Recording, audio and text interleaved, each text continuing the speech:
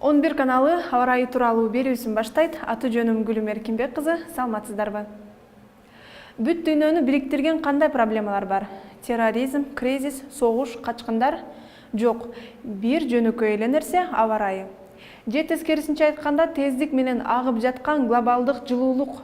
2015 жыл тарыхта эң ысык жыл болду. Ал эми 2016 жыл андан да курч болушу айтылат.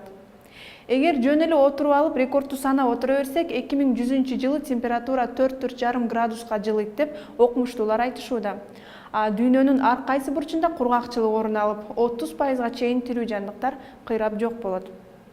Демек, кандайдыр бир аракеттерди көрө башташыбыз керек.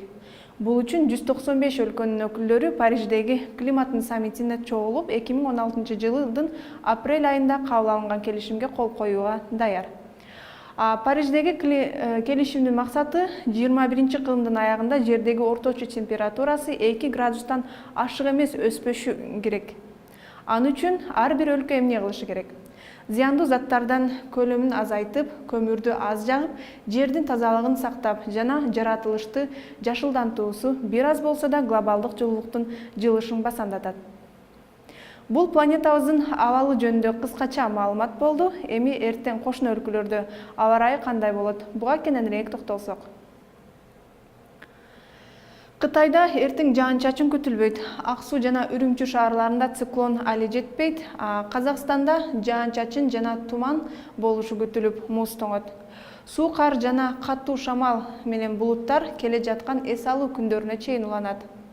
Түндүк борбордук чыгыш жана батыш аймактарда абанын температурасы -5 + 5 градуска чейин өзгөрүп турат.